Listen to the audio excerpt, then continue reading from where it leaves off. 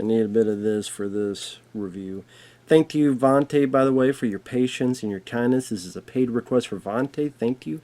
For those interested in requesting any type of videos, random thoughts, streams, commentaries, video game playthrough for an hour, full playthrough, tier list, ranking, whatever the case, feel free to send it. PayPal's the best way to do it. Do have a Cash App as well. Links are down below in the info box, and we'll get to it as soon as I possibly can. And for some reason, of all that is holy, this has a Blu-ray from Vinegar Syndrome. And you can buy this for 25 bucks. The budget for this movie wasn't even $25. I say movie because it's not a movie. It's 50 minutes long. It's mostly in one room that looks like a warehouse with a bed and some other stuff in it. Again, most of it is that. Most of it is a couple who's very southern. The guy, I swear to God, reminded me of Jerry Reed. He talked, sounded, even kind of a little like Jerry Reed. It's not Jerry Reed from Smokey and the Bandit and among other films. But sounded like him. And this couple argues. And they talk. And they talk. And half the time it seems like they're trying to ad-lib. And they're fumbling their words. And they're making stuff up as they go along. And it's shot on a... I've seen that this is 1971. Some places say 1973. It's shot on a crappy camera. Sometimes the audio goes out. Sometimes, I kid you not, again, it's like 50... I'm watching this. At 8 minutes and 47 seconds, I wrote this down. 8 minutes and 47 seconds, you hear in the background someone burp. Yes, someone burps.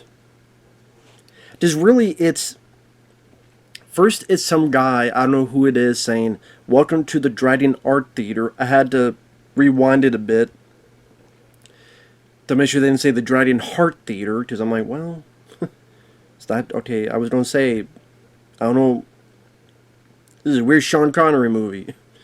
No, it's Dragon Art, not Dragon Heart Theater. And then it's a couple. The guy, again, reminds me of Jerry Reed. The lady, her hair's like a beehive. If it was any taller, it'd be Marge Simpson. And they're a redneck couple, wannabe Jerry Reed, I'm going to call him that, is reading the magazine called Screw, and they're stumbling over words. "Oh, I'll tell you, the corner of Elm Street." I don't know if you're going to say the corner of what, Mexico? He said Met. The corner of Elm Street. When they talk, it's very echoey, so they're in a very... probably like a warehouse or something. They're naked. They're not that pretty, either one of them. So whichever side you go, you lose. If you go one side or the other, whichever preference you have, you lose either way. So then they get in bed and they argue. And sometimes, like, both of them are kind of looking back at the director. Because they're, like, looking back to whoever's behind the camera. And it is the most boring, lackluster sex scene in adult film history. The guy getting a BJ and... sadly, he can't really get it up. I guess he wishes there was Viagra at this point.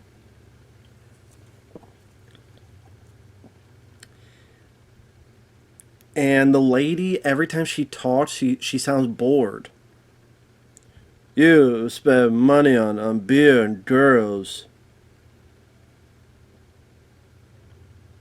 And I'm just watching this going, they're not into each other. If they were a married couple, maybe this is them getting a divorce. They're just not into it at all. They're trying to make up sentences off the top of their head. The lady's bored. The guy wants to be in a Burt Reynolds movie. For the first chunk of it, the camera is far away. Like even the camera doesn't want to get close to this scene. Again, 8 minutes and 47 seconds. You hear someone in the back go, "Duh," like a long burp. I don't think that's even the only burp you have in this. So there's some crew member, someone out there, he didn't care. He's like,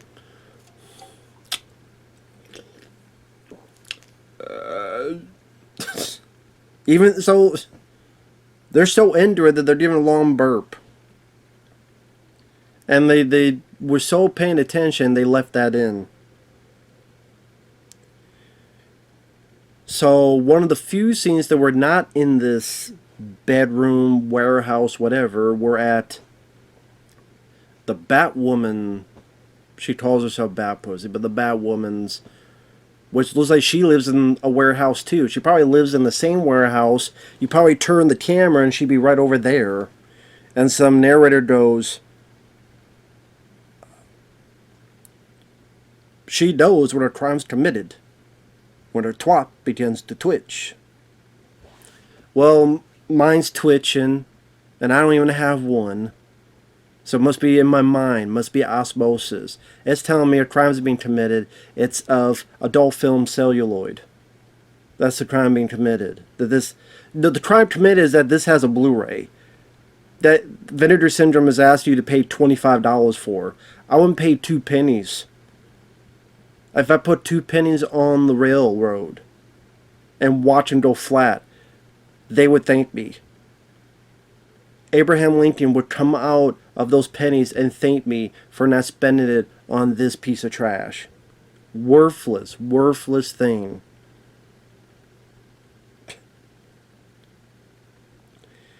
And the way she talks is just, "This motherfucking movie go on in Gotham City. These dirty motherfuckers fucking my Gotham City." Do you imagine Batman talking about that? I just imagine if Batman talked like that. Imagine Batman, "You dirty motherfuckers fucking my Gotham City. You dirty motherfuckers. You dirty motherfuckers, where's the trigger?" And then she has this green outfit, but she can't get in it. It takes forever to get in it. And then it'll cut back to the couple that sound like they're from the Deep South. And then it'll cut once in a while to Miss Bat on, well, if the cover's there, what's on the cover? One of those bid balls that you put under and you hop. So there's wide shots where she's outside in a park or by a highway bouncing. There's one bit where someone's being attacked and she kind of beats the guy up with the, and it's so far away as if they're stealing the shot, and then she's bouncing again. When it's not showing those scenes, it goes back to our couple with dialogue like, "My pussy and a wash tub." And like the guys complain about her steals and she's complaining about his steals, or lack thereof. Like they're complaining that the other don't have steals. The guy's trying to go down there. He's like, "Stop it. Stop coming in my mouth. Stop it. Stop coming in my mouth."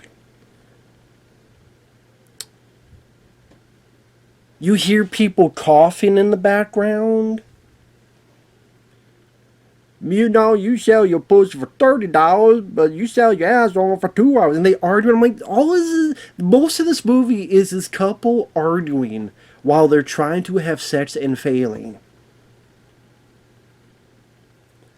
If I want that, I could get that in the real world. And it wouldn't even cost me $25 for the Blu-ray. You can get that in the real world if you want to. "You know what? I've shot them titties for the last time. Why is it that I put my tongue up the pussy and it comes out of your asshole? I don't know, dude. What is this? What is this? Why does this have a Blu-ray? Because of the title? Is that all it takes? I really do have to make a movie called Ass Blasters from Outer Space. I just have to make that title, put it out there, and then boom. I'll get a Blu-ray from Vinegar Syndrome. It does make me mad because I see so many films that don't even have a DVD. Deadly Outbreak with Jeff Speakman. Murder by Phone with Richard Chamberlain. All these movies are stuck on VHS, but this gets a Blu-ray. For $25 too. 50 minutes where it's mostly this couple, ugly couple, arguing. People burping and laughing in the backdrop. The awful, out of the blue dialogue. They just shot this. Literally, probably took literally one night to shoot this. Because they'll screw up and keep it in. Again, they keep the burping in, they keep the coughing in. There's a bit where the guy ad-libs where talking about how she's not that good and no, I shoot you and get a man. And deal with the man. And she's like, huh? Like a real huh? Like, huh? Wow. And you hear laughter from the probably two people on the crew. You rather fuck men than me? So she didn't expect him to say that. That's why she goes, huh? Wow. And you hear laughter because he ad-libbed it.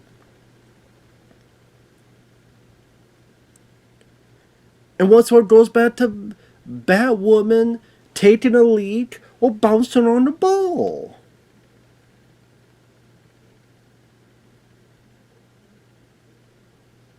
And then once all you do get a close-up of the sets, and you're like, can you not do any more close-ups? Can you stay away about a football field away? And the guy's like, what's all this stuff? You see that white stuff? Come, darling. I'm like, I don't want to know what it is. I have my eyes closed. Oh, I got to have a picture. I got to have a picture, and that's when Batwoman finally appears. And immediately gets her clothes taken, and they have the most awful, unsexiest threesome in film history. And it's like they're trying to see what the director will tell them, and they're kind of just fumbling about and fumbling about and fumbling about, and the guy still can't,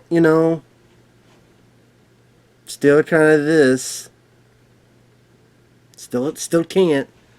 So they gotta use a toy. And then this signifies the whole film. It is like 50 minutes long. Thank God. It's short.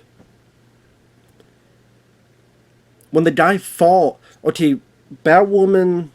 I know she called Bat Pussy. Yeah, but that's what they're meant to be. She's on the ground. He falls off the bed and his ass almost hits her face. And then he's like, "Oh, whoa, whoa! Did I hurt you? Oh, did I hurt you?" And he turns back, like to the director. Ah, shit, and laughing, and people in the back are laughing. And he's talking to the director while this film is being made. So he fell off, almost hit his ass on her face. Makes sure she's okay. She's ah shit, laughs. People in back laughs. They get back to it, and then it's done. Pretty much she leaves and it's over. Thank fucking God it's over. This might be the worst adult film I've ever seen in my life. I mean, I did see the E.T. one.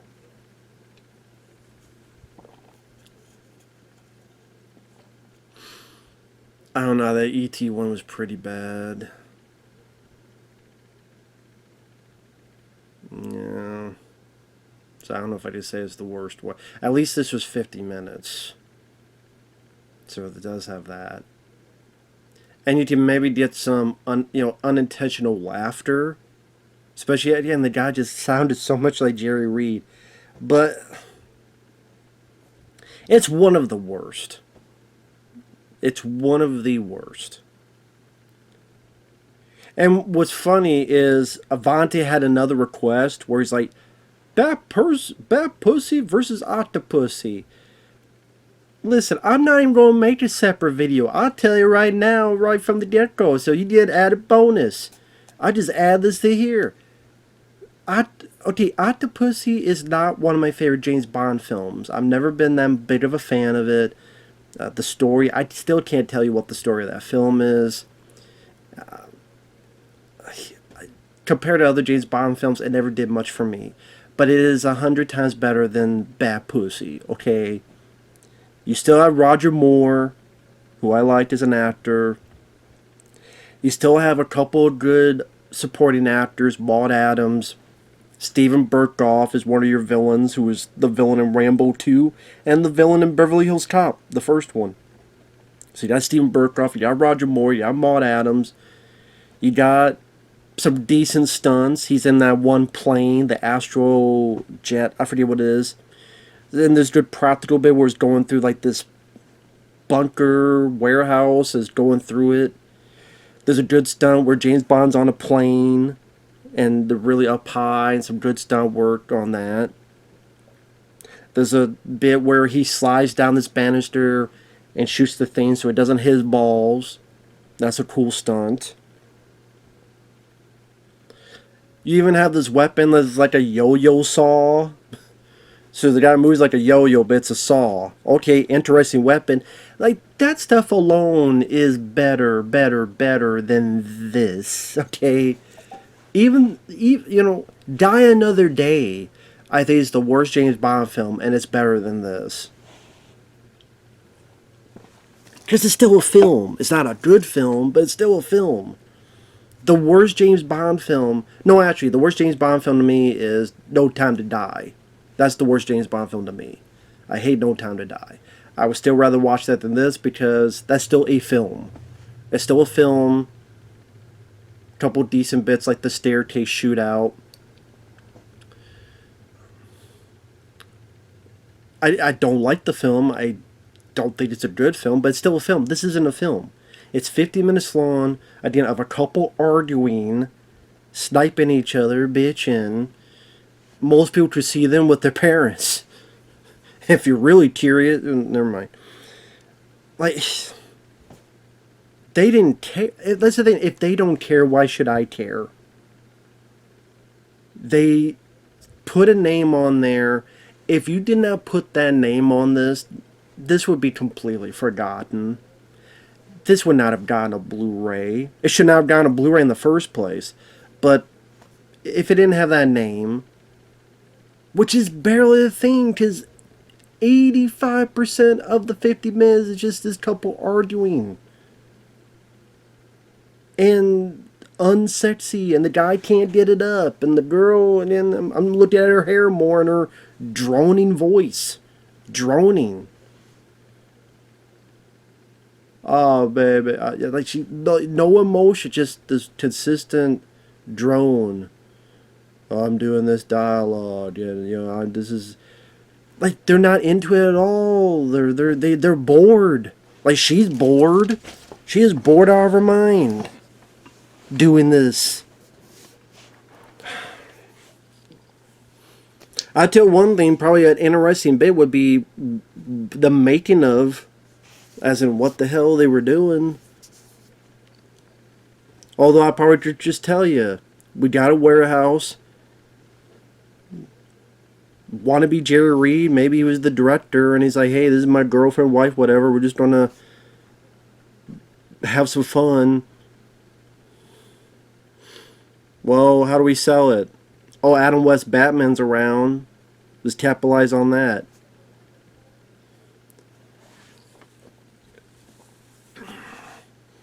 So her outfit doesn't really look...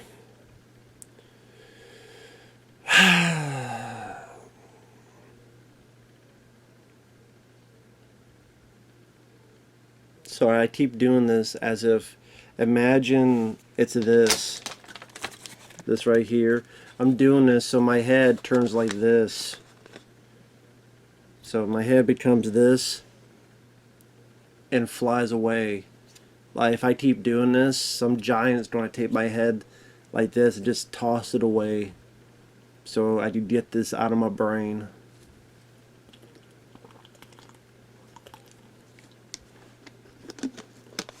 I better stop doing it before I hurt my neck.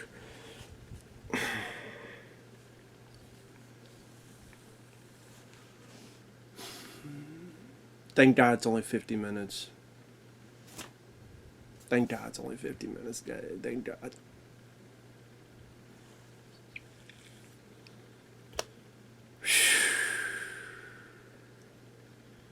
So yes, Octopussy, the James Bond Roger Moore, is way better than this in every single way.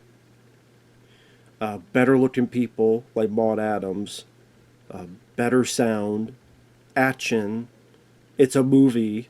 It has all things that a movie deals with. It has more chemistry. Roger Moore and Maud Adams, I just say, has a lot more chemistry together than these two. They probably were a married couple. Again, probably on the way to divorce by the way they look here. I'm like, poor Jerry Reed.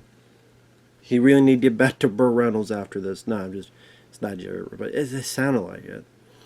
But yeah. And if you don't do a Batman parody, then why don't you do like a song? Okay, let's say, why don't you do a song that's like a parody of the Adam West Batman?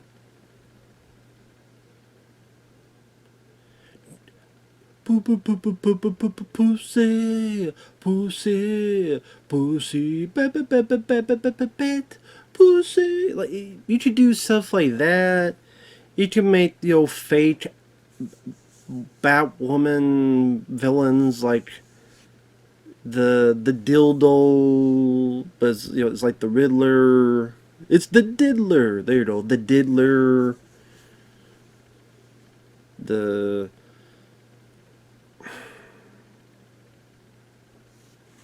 Catwoman, but you'd call her something else with a C and ends with a T. 4 letters. I mean, you could.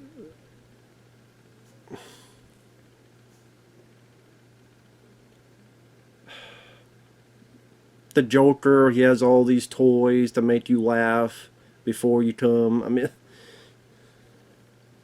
the Jiggler, the Gigolo, it's the Jiggler and the Diddler. I mean, there's all sorts of things. If you really, really, really want to do that, but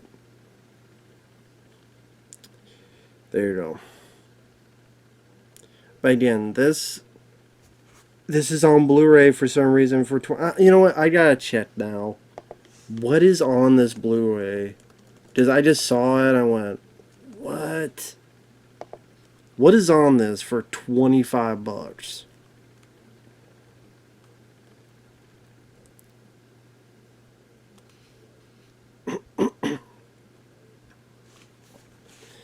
Complete with newly discovered footage and the original long-lost ending.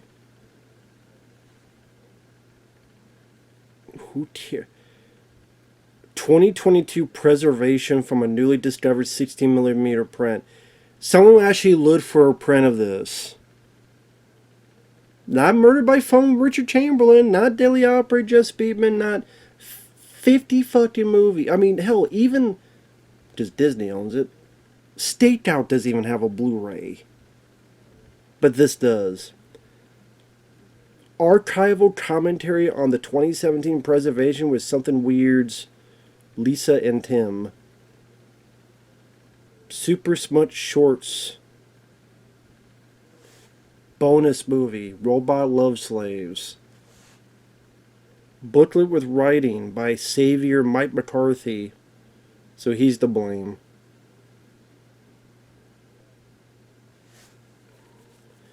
Commentary on 2022 preservation by Texploitation film historians. Apparently anyone could be a film. Maybe I'm a film historian. Can I be a film historian? Have I reviewed enough movies to call me a film historian? I like to think so. Not to toot my horn, I probably have the most movie reviews on YouTube. Can I be called a historian now? Seriously, I probably have the most movie reviews on YouTube. Can I be a historian now? Call me a film historian. And I'm done.